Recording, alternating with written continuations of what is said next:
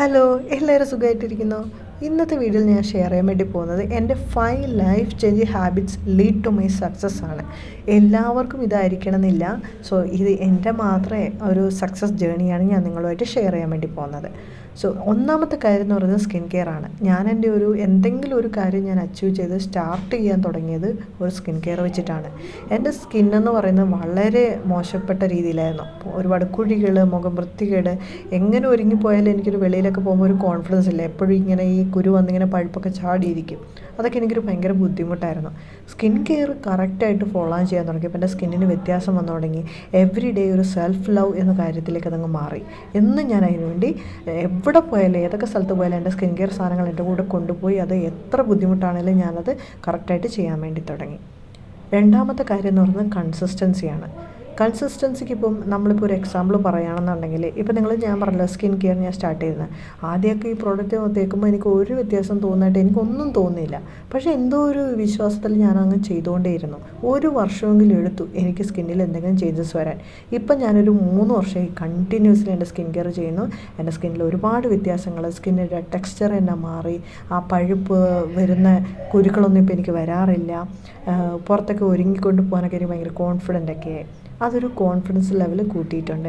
അപ്പോൾ കൺസിസ്റ്റൻസി എന്ന് പറയുന്ന ഒരു പ്രധാനപ്പെട്ട കാര്യമാണ്. ഒറ്റ സുപ്രഭാതത്തിൽ നമ്മൾ വിചാരിക്കുന്ന കാര്യം നടക്കില്ല. നമ്മളൊരു ഗോൾ സെറ്റ് ചെയ്ത് കഴിഞ്ഞാൽ അതിലേക്ക് നമ്മൾ എവറി ഡേ നമ്മളതിലൊരു ഇൻപുട്ട് കൊടുത്തുകൊണ്ടേയിരിക്കണം.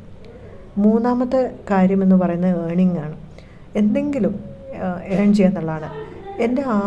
എൻ്റെ ഒരു ഇൻകം എന്ന് പറയുന്നത് 2000 രൂപയായിരുന്നു. അതൊരു ചെറിയ കമ്പനിയിൽ ഞാൻ ജോയിൻ ചെയ്തിട്ട് ഓൺലൈനായിട്ട് ചെയ്ത ജോലിയായിരുന്നു.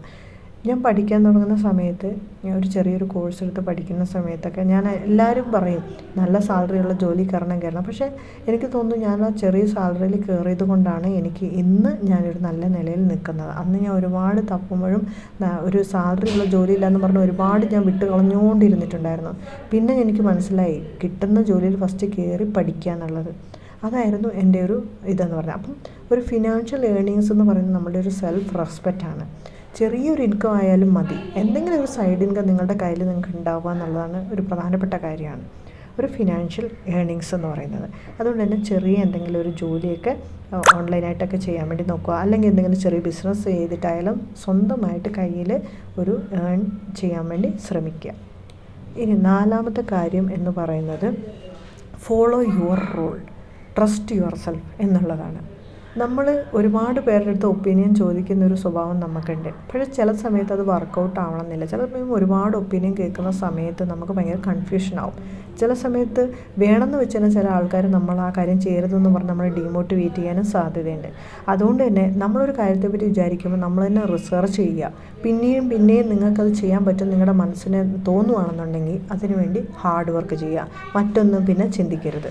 അതുകൊണ്ട് മറ്റുള്ളവരെ എന്ത് പറയുന്നു എന്നുള്ള അനുസരിച്ച് നമ്മൾ പോകാൻ പാടില്ല. നമ്മളുടെ രീതിക്ക് നമുക്ക് ആ കാര്യം ഇഷ്ടപ്പെട്ടോ അതനുസരിച്ച് നമ്മൾ പോകുക എന്നുള്ളതാണ്. അടുത്തെന്ന് പറയുന്നത് സെറ്റ് എ ഗോൾ എന്ന് പറയുന്നതാണ്. എന്ത് കാര്യത്തിനും ഒരു ചെറിയ കാര്യം അച്ചീവ് ചെയ്യാനായിട്ടുള്ള ഒരു ഗോൾ ഫസ്റ്റ് നിങ്ങൾ തുടങ്ങുക. ഇപ്പോൾ ഞാൻ ഒരു എക്സാമ്പിൾ ഇവിടെ പറയുന്നതാണ്. ഇപ്പോൾ എനിക്കൊരു വാച്ച് ഭയങ്കര ഇഷ്ടപ്പെട്ടു, പക്ഷെ അതെനിക്ക് വാങ്ങിക്കണം. എന്നാൽ EMI ആയിട്ട് വാങ്ങിക്കാനുള്ള ഒരു ഓപ്ഷൻ എൻ്റെ കയ്യിലില്ല. അതെനിക്ക് പോവുകയും വേണ്ട. EMIയിൽ ഒരിക്കലും ശരിക്കും പറഞ്ഞാൽ പോകരുത് കേട്ടോ. അപ്പോൾ എന്ത് ചെയ്യും, ഞാൻ എങ്ങനെയെങ്കിലും മാസം എനിക്ക് എന്തെങ്കിലും ചിലവിന് കിട്ടുന്ന പൈസയിൽ നിന്നോ അല്ലെങ്കിൽ എൻ്റെ ജോലിയിൽ നിന്ന് ചെറിയൊരു ഇൻകത്തിൽ നിന്ന് കിട്ടുന്ന പൈസ ഞാൻ അതെടുത്തൊരു സൈഡിൽ മാറ്റി വെച്ച് ഒരു 3-4 മാസം കൊണ്ടോ ഒക്കെ നമ്മൾ ചെറിയതായിട്ട് കൂട്ടി വെച്ച് അതിന് വാങ്ങിക്കാനുള്ള ഒരു പൈസയായി. ആ പൈസയും കൊണ്ട് ഞാൻ സന്തോഷത്തോടുകൂടി പോയി അത് വാങ്ങിച്ച് എൻ്റെ കയ്യിലിടുമ്പോൾ കിട്ടുന്നൊരു സാറ്റിസ്ഫാക്ഷൻ ഉണ്ടല്ലോ, ഇത് നിങ്ങൾക്ക് ഒരുപാട് കോൺഫിഡൻസ് തരുന്ന ഒരു സെറ്റപ്പാണ്. അതായത് എന്തെങ്കിലും ഒരു ചെറിയ ഗോള്, വാച്ച് എന്ന് പറയുന്നൊരു എക്സാമ്പിൾ ഞാൻ പറഞ്ഞാണ്, ഒരു ചെറിയ ഗോൾ ആദ്യം സെറ്റ് ചെയ്യുക. അതിനെ നിങ്ങൾ അച്ചീവ് ചെയ്യാൻ വേണ്ടി നോക്കുക. ഇത് നിങ്ങൾക്ക് ഒരുപാട് ഹെൽപ്പ് ചെയ്യും നിങ്ങൾക്ക് വലിയ വലിയ ഗോളുകൾ അച്ചീവ് ചെയ്യാൻ വേണ്ടിയിട്ട്.